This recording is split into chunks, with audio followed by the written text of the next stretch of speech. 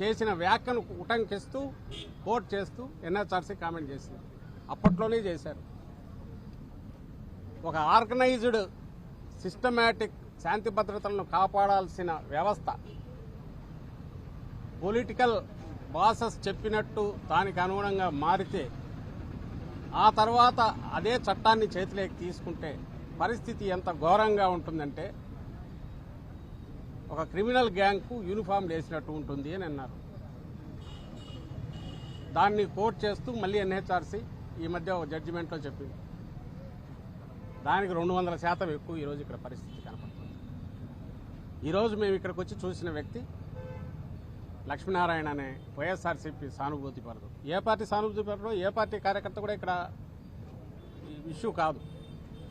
దీంట్లో క్యాస్ట్ను కూడా తీసుకొచ్చాడు. ఎవడు తెచ్చినోడు పొలిటికల్ లీడరో ఇంకోడో లేకపోతే కుల సంఘం నాయకుడో కాదు, ఓ డిఎస్పీ.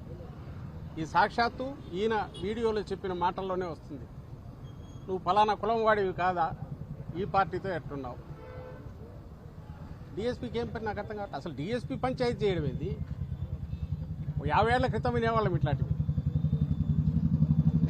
ఎమర్జెన్సీ, ఆ తర్వాత ఎక్స్ట్రీమిజం మొదలయ్యాక, పోలీసులకు ఎక్స్ట్రాడినరీ పవర్స్ ఇచ్చాక వాటి ముసుగులో వాళ్లే సొంతంగా జడ్జిమెంట్లు ఇవ్వడం, వాళ్లే పంచాయతీలు చేయడం, వాళ్లే శిక్షలు వేయడం మొదలయ్యారు. అలాంటిది నుంచి ఊపిరి పీల్చుకుంటూ ఒక 10-15 ఏళ్ళుగా పోలీస్ అంటే ఫ్రెండ్లీ, సిటిజన్ ఫ్రెండ్లీ పోలీస్ అనేది కాన్సెప్ట్ వచ్చి బాగా ముందుకు పోతున్న దశలో జగన్మోహన్ రెడ్డి గారి ఆధ్వర్యంలో దాన్ని పూర్తి 100% ఇంప్లిమెంట్ చేస్తున్న దశలో దాని నుంచి ఒక్కసారి తిప్పి మళ్ళీ 50 ఏళ్ళ వెనక్కు ఒక అప్రకటిత ఎమర్జెన్సీ, ఆ సిచ్యువేషన్ ఈరోజు కనపడుతుంది. నీ చేతిలో ఒక పవర్ఫుల్ వెపన్ ఉండి దాన్ని చట్టాన్ని ప్రొటెక్ట్ చేయడానికి ఇంప్లిమెంట్ చేయడానికి ఉండాల్సిన దాన్ని పొరపాటున కన్నా నువ్వు ఇటు తిప్పితే ఎంత ఘోరంగా ఉంటుందంటే, ఎందుకు క్వశ్చన్ చేసేవాడు ఉంటుంది, క్వశ్చన్ చేయలేము. ఎవడైతే అరాచకం జరిగిన చోట ప్రొటెక్ట్ చేయాల్సిన వాడే తనే అరాచక శక్తి అయితే ఇంకెవరి దగ్గరికి పోతారు? ఇది బలమైన పొలిటికల్ పార్టీ కార్యకర్తలు నాయకులకి ఈ పరిస్థితి ఉంటే సామాన్యుడి పరిస్థితి ఏంది? నిన్నటికి నిన్న కాలేజీ శాతవాహన కాలేజీ అని కొట్టారు రాత్రికి రాత్రి. ఇష్యూ నాకు పెద్ద దాంట్లోకి పోనవసరంలా. ఒక 50-60 ఏళ్ల నుంచి నడుస్తున్న ఎడ్యుకేషన్ ఇన్స్టిట్యూషన్, అది రాత్రి అర్ధరాత్రి పోయి కొట్టాల్సిన అవసరం లేదు. 10 రోజుల నుంచి నడుస్తుంది. కిడ్నాప్ కూడా అయ్యారన్నారు. పవర్ఫుల్ పొలిటికల్ లీడర్, టీడీపీకి చెందిన నాయకుడు కిడ్నాప్ చేశారు ఎమ్మెల్సీ అని అన్నారు. న్యూస్ వచ్చాయి. గవర్నమెంట్ ఏం చేస్తుంది? మొన్న తెనాలిలో జగన్మోహన్ రెడ్డి గారు కూడా మొన్న వెళ్ళి వచ్చారు. అక్కడ రోడ్డు మీద పెట్టి కొడుతుంటే ఎవరిని బెదిరిస్తున్నారు వాళ్ళు? పోలీసులు. సామాన్య ప్రజలనే కదా. ఎవరికి హెచ్చరిక చేస్తున్నారు? సంఘ విద్రోహ శక్తులు అంటే నువ్వు వాళ్ళతోనే కలిసి వాళ్ళతోనే నువ్వు ఆర్గనైజ్డ్ క్రైమ్ నడిపిస్తున్నావు. నువ్వు వాళ్ళనే రోడ్డు మీద వెళ్ళి కొట్టుతున్నావు. ఎవరిని బెదిరిస్తున్నావు? దీన్ని చూసి ఎవడైనా పోలీస్ స్టేషన్కి రావాలంటే భయపడాలా? వాళ్ళ కోరిక. కాకి యూనిఫామ్ చూస్తే భయపడాలా? అట్లా కాకుండా నిజాయితీ ఉండే నాయకులందరూ వీఆర్లో ఉన్నారు. ఆఫీసర్లందరినీ వీఆర్లో పెట్టేశారు. నిజాయితీగా ఉండే ఆఫీసర్లు వాళ్ళకు పడని వాళ్ళని పెట్టి ఇది ఒక గుంపును తయారు చేశారు. I'm not talking about entire police department. కానీ పూర్పును అది కూడా తయారవుతుంది. ఏదైనా నిర్వీర్యమన్నా అయిపోతుంది పనికిరాని దీని కింద, లేదంటే వాళ్ళు చెప్పినట్టు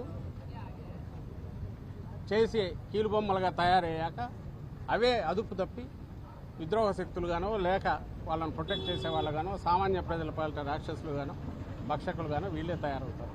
దానికి తీసుకెళ్తున్నారు చంద్రబాబు నాయుడు. మొన్న కూడా ఇదే హెచ్చరిక చేశాను. జగన్మోహన్ రెడ్డి గారు మొన్న తెనాలి వచ్చినప్పుడు అదే హెచ్చరిక చేశారు. గాడి తప్పుతోంది కాదు, తప్పింది. దీన్ని వెంటనే మీరు రియలైజ్ కాకపోతే ఒక్కరి మీద యాక్షన్ ఉండట్లా. తెనాలి ఇన్సిడెంట్ సంబంధించి నాకు తెలిసి యాక్షన్ ఏం తీసుకోలేదు. పైగా హోమ్ మినిస్టర్ హర్సెల్ఫ్ డిఫెన్స్ జరిగిందాన్ని ఓ పొలిటికల్ సాధారణ స్ట్రీట్ లెవెల్ పొలిటికల్ లీడర్ లాగా మాట్లాడుతున్నారు. అప్పుడు జరగలేదా ఇప్పుడు జరగలేదా అని. ఇన్సిడెంట్ అలాంటివి జరిగి ఎవరైనా కేర్ తీసుకోకపోతే ఎప్పుడైనా తప్పే. కానీ వైఎస్ఆర్సీపీ హయాంలో ఎక్కడ నాకు తెలిసి ఇలాంటివి జరిగినప్పుడైతే ఉపేక్షించలే. తక్షణం చర్య ఉంది. ఓ డెటరెంట్ జవాబుదారీతనం పోలీసు వ్యవస్థలో ఉండాలనేది పూర్తిగా ఇంప్లిమెంట్ చేశాం మా హయాంలో, జగన్మోహన్ రెడ్డి గారి హయాంలో. ఇప్పుడు అసలు అవసరం లేదు. పైగా వీళ్ళని తగిలితే రేపు మన మాట వినరేమో. ఎందుకంటే వీళ్ళు తయారు చేసుకునే అరాచక శక్తి అయిపోయింది.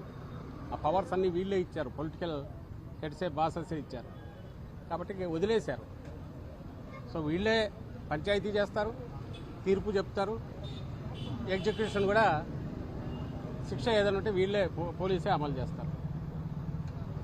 ఇది ప్రైవేట్ పంచాయతీ ఒకవేళ ఉంటే గింటే లోపల ఉన్న సాగు బతుకుల మధ్య కొట్టుమిట్లాడుతున్న లక్ష్మీనారాయణ. ఇంకా అంతకంటే స్టేట్మెంటు దాన్ని ఏమంటాము, డెత్కు ముందు ఇచ్చే స్టేట్మెంట్ ఇది.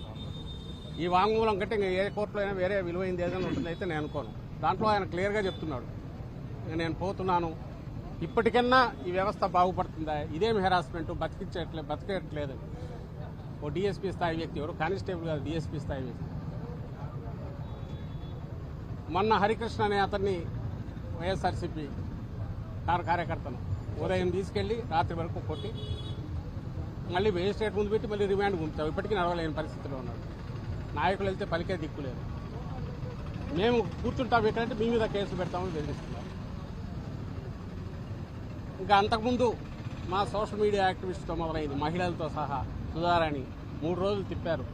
పిల్లలు పక్కన వాళ్ళని లాగేసి భార్యాభర్తలు ఇద్దరిని వేరువేరు చేసి ఎక్కడో హైదరాబాద్లో ఉంటే తీసుకొచ్చి ఎస్పీతో సహా, ఒక ఎస్పీ స్థాయి అధికారి ప్రకాశం జిల్లా ఎస్పీతో సహా 3-4 రోజులు పోలీస్ స్టేషన్లు తిప్పుకుంటూ ఎక్కడ ఉన్నారని హెబియస్ కార్పస్ వేయాల్సి వచ్చింది. తర్వాత ఇంకో మహిళ కృష్ణవేణి. ఈ నిన్నటికి నిన్న వీళ్ళకి పోలీసుల పరిస్థితి ఎట్టే ఉంది. ఎప్పుడైతే అరాచకం ఇదేందో చిన్న సైజు పోలీసులు వాళ్ళకు దెబ్బ. కాళహస్తిలో ఓ కానిస్టేబుల్ ఎవరో ఎమ్మెల్యే డ్రైవరు తాగినాడని చూడకపోతే అతను తీసుకెళ్ళి కొట్టారు. కొట్టి మళ్ళీ ఇంటికి పిలిపించి కొట్టించారు. అంటే ఈ అరాచకం ఎట్లా ఏ లెవెల్కి పోతోంది, ఆర్గనైజ్డ్ అరాచకం. దానికి చట్టం ప్రొటెక్షన్ ఎట్లుంది, ఇది అందరూ గమనించాలి. ఇది కాకపోతే ఇంకా తప్పుడు కేసులు పెట్టడం, ఎవరితోనో కన్ఫెషన్ తీసుకోవడం, ఎత్తి లోపల వేయడం. ఆ కోర్టులు కూడా అలాగే 14 days రిమాండ్ పంపుతాయి. మళ్ళీ 40-50 రోజులకు తక్కువ ఉండట్లా. నిన్న కడపలో ఒక ఆయన సూసైడ్ కూడా చేసుకున్నాడు. తప్పుడు కేసు, గంజాయి కేసు పెట్టి 60 రోజులు జైల్లో ఉంచారు. అసలు ఏం జరుగుతోంది అనేది మొత్తం సమాజం గమనించాలి. ఇంతకంటే ఎక్స్ట్రీమ్ పోయే పరిస్థితి ఉండట్లేదు. ఇంకా ఫోన్ దిగజారడం అంటే ఇంకా వైఎస్ఆర్సీపీ కాదు, ఇంకోరు కాదు, సామాన్య ప్రజలైనా సరే వాళ్ళకి ఏదైనా ఏది అనిపిస్తే అదే చట్టం అవుతుంది. వాళ్ళని అడిగే పరిస్థితి, పోలీసులు అడిగే పరిస్థితిలో పొలిటికల్ బాసెస్ కానీ పొలిటికల్ హెడ్స్ కానీ వాళ్ళు లేరు. పొలిటికల్ అడ్మినిస్ట్రేషన్ చూస్తున్న ముఖ్యమంత్రి కానీ, ఆయన చేతిలోనే లా అండ్ ఆర్డర్ ఉంది, ఆయన కుమారుడు కానీ, ఎవరైతే నెక్స్ట్ ఎదగాలనుకుంటున్నాడో వాళ్ళు కానీ వాళ్ళు అడగలేరు. ఎందుకంటే వాళ్ళే చేశారు, తయారు చేశారు. ఆ అదుపు తప్పుతోంది, అదుపు తప్పింది అనే విషయం గమనించమని వాళ్ళని కోరుతున్నాం.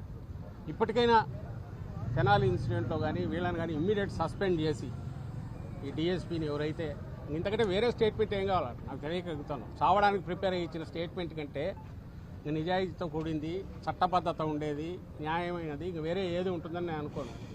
ఇమ్మీడియట్ ముందు సస్పెండ్ చేయాలి, చేసి ఎవరైనా జ్యుడిషియల్ ఎంక్వైరీ జరిపించాలి ఇలాంటి ఇన్సిడెంట్స్ అనేది డిమాండ్ చేస్తూ.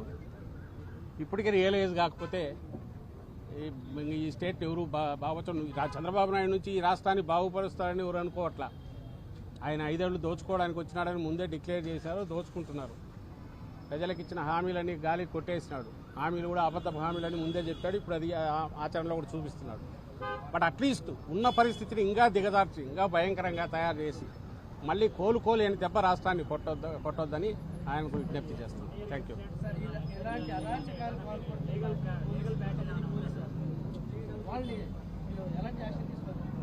చెప్తున్నాం కదా, అంటే ఏం తీసుకోకపోయినా ఫస్ట్ ఇమ్మీడియట్ సస్పెండ్ చేయడము, డిపార్ట్మెంటల్ ఎంక్వైరీ కాదు, ఒకటి కాదు, ఇలాంటి ఇన్సిడెంట్స్ జరుగుతున్నప్పుడు దేని కారణాలు ఏంటో జ్యుడిషియల్ ఎంక్వైరీ జరపాలి సిట్టింగ్ జడ్జితో అనేది మా డిమాండ్.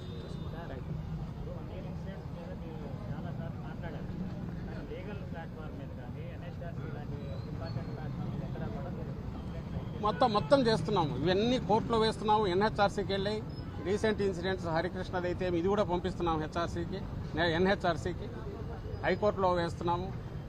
బట్ మరి కేసుల ఒత్తిడి వల్లనో ఎందుకో తెలియదు కానీ న్యాయ వ్యవస్థలో వస్తున్నవి కూడా ఆదేశాలు అలా డిలేడ్గా వస్తున్నాయి. వచ్చినవి కూడా ఇక్కడ మళ్ళీ ఇంప్లిమెంట్ చేయట్లేదు. దాని దారి అవే ఉంది, వీళ్ళ దారి వీళ్ళే ఉంది. ఎందుకంటే టెక్నికల్గా చట్టంలో ఉండే లొసుగులను వీళ్ళు వాడుకుంటున్నారు. ఓ లిటిగెంట్ ఎట్లయితే వాడుకుంటాడో, ఉదాహరణకు మిమ్మల్ని పట్టుకోవాలనుకుంటే మీ మీద టార్గెట్ పెడితే నన్ను తీసుకెళ్లి ఒక స్టేట్మెంట్ తీసుకుంటారు, ఎప్పుడో మీరు ఎస్సీ బూతులు తిట్టాడు, నేను ఎస్సీ అయితే లేకపోతే ఎస్సీని పట్టుకెళ్ళి పెట్టిస్తారు, తీసుకొచ్చి నేరుగా మిమ్మల్ని లోపలేస్తారు. కోర్టుకు పోగానే రిమాండ్ 14 days వేస్తున్నారు, కింది కోర్టుకు పోగానే.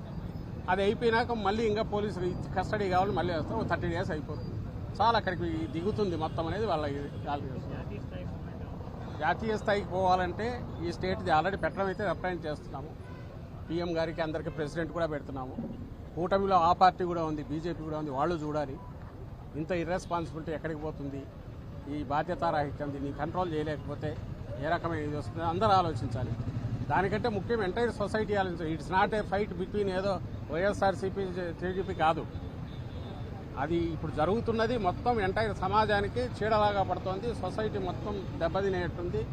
ఇప్పుడున్న వ్యవస్థలన్నీ చిన్నాభిన్నమైతే దానివల్ల దెబ్బతినడానికి ఒక సెక్షన్ కాదు, ఒక పార్టీ కాదు, అందరూ ఎఫెక్ట్ అవుతాయని అందరూ రియలైజ్ కూడా కావాల్సిందని కోరుతున్నాను.